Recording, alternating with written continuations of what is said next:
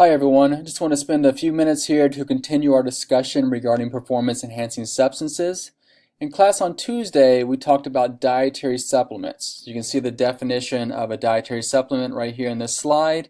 And today I want to spend a little bit of time talking about some common dietary supplements that are available to athletes and individuals, talk about the efficacy of the use of those supplements to improve performance, and also talk about some of the adverse effects associated with use of those common dietary supplements.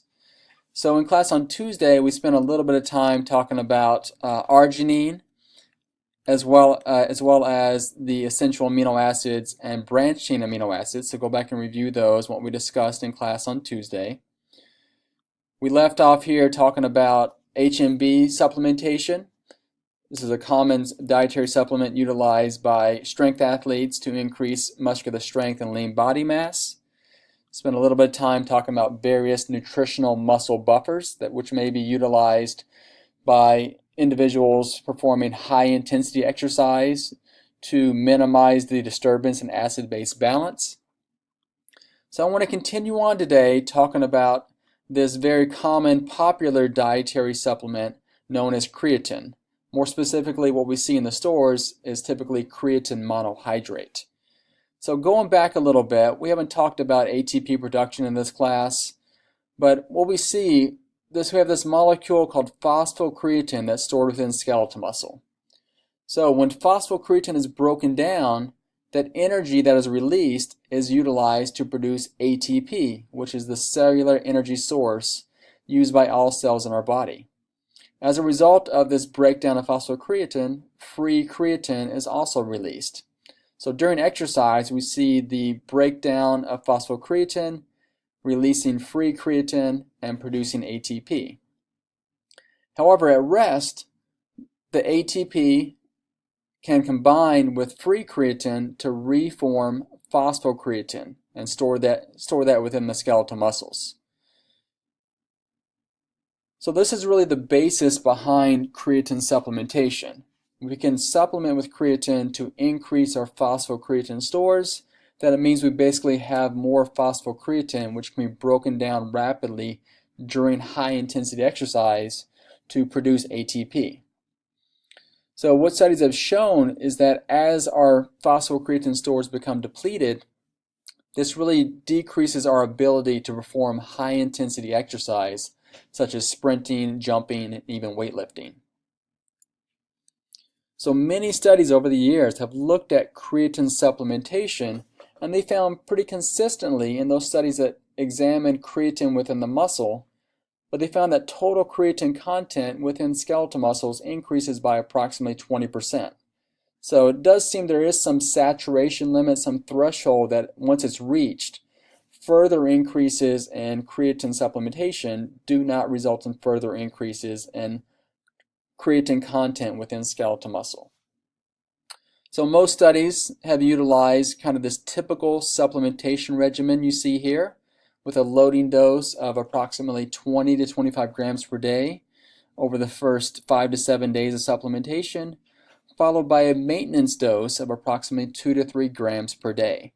The one study we'll talk about here in a little bit actually utilized a supplementation regimen very similar to what you see here. Now, creatine has been studied a lot over the past couple decades, with most studies showing ergogenic benefits with creatine supplementation. So we'll talk about some of the benefits and adaptations that occur with creatine supplementation in combination with resistance training here in a bit. Now, this is just a review article that was published way back in 2003, looking at approximate changes in performance variables following creatine supplementation. And this is typically in combination with resistance training. But the studies that were reviewed as part of this article showed essentially that creatine supplementation consistently increases maximal strength, maximal muscular power, as well as lean body mass in both trained and untrained populations.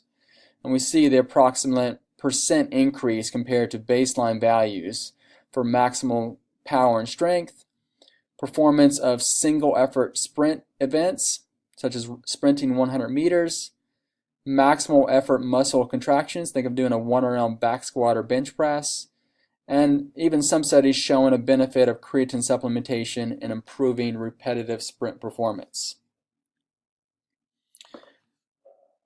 Now, the studies that have been conducted over the years have shown that creatine is relatively safe. There are very minor, if any, side effects associated with creatine supplementation, and as it has become more common, it has become less expensive as well.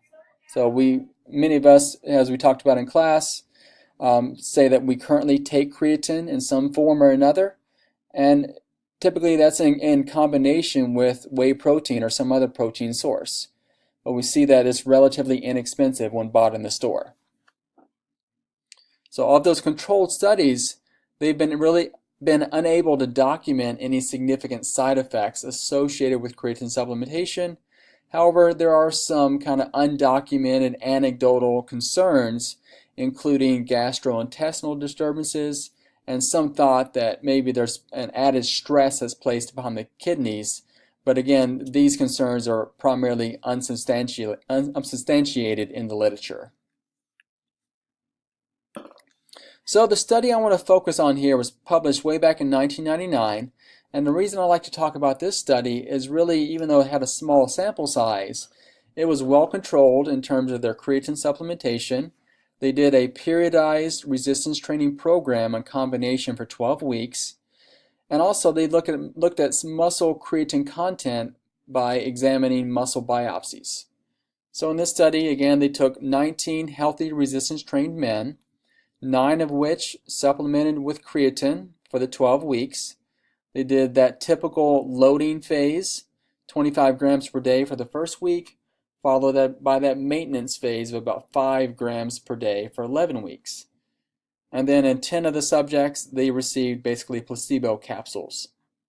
And all the subjects underwent a 12-week periodized resistance training program.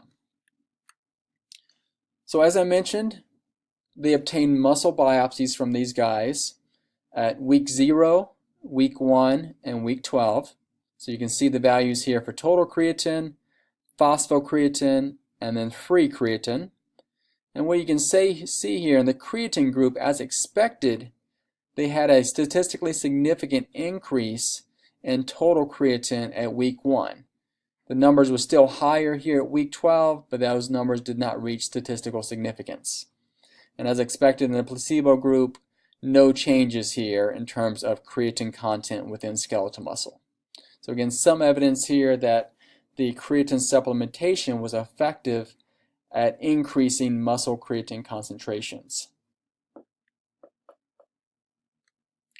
So just a quick snapshot of the resistance training program they utilized in this study. And we see here typical 3-day split, working out on Monday, Wednesday, and Friday. And you can see how it's split up here into various phases. So although not shown up here as cut off, they did a kind of a phase here at the beginning to make sure that the individuals undergoing training were accustomed to the training bout itself, to the training stimulus for the first couple weeks. At week 3, they started the hypertrophy phase. You can see the sets, the intensity, and the rest there associated here. And you can see that they then split it out into 4 days. For 3 weeks, between weeks 7 and 10, they did a strength phase, 3 days per week, 3 to 4 sets, slightly higher intensity in terms of the rep range, with longer rest periods. And then finally, for that final week of the program, they did a peaking phase consisting of 2 to 3 sets, higher intensity, so lower rep range, and longer rest between sets, 3 days per week there. And you can see that, as I mentioned already, that both groups received the same training stimulus. So looking at changes here in terms of performance.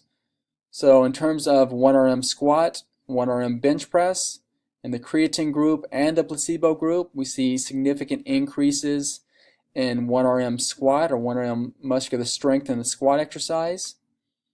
No differences here between the two groups.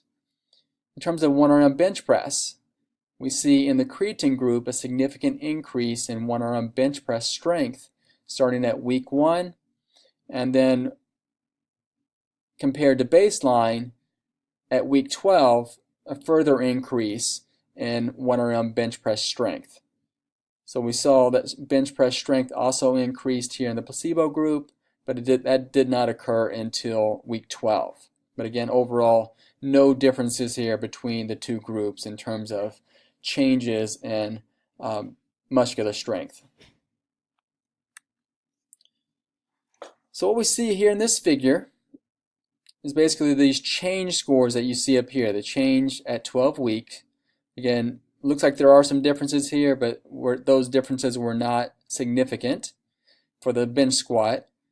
And we look at the change scores though, just doing a simple t-test as a comparison, looking at those change scores, we see a significant difference here between creatine and placebo groups, such as the bench press 1RM was greater, the change in bench press 1RM was greater in the creatine group versus the placebo group after 12 weeks.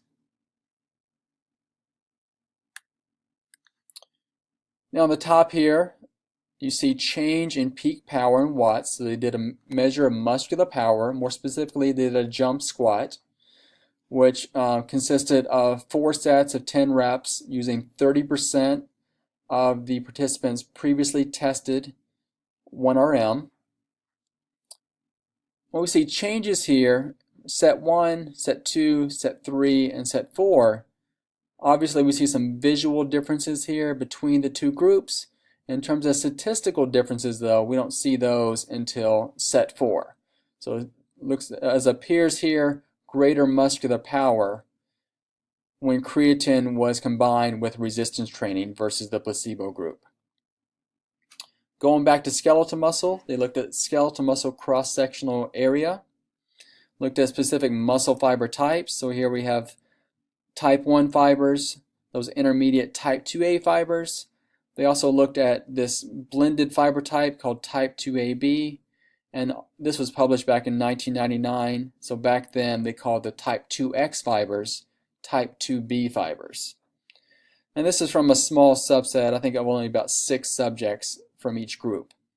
But what we see here is significantly different change in the cross-sectional area of type 1 fibers, type 2A, and type 2AB fibers in the creatine group versus the placebo group.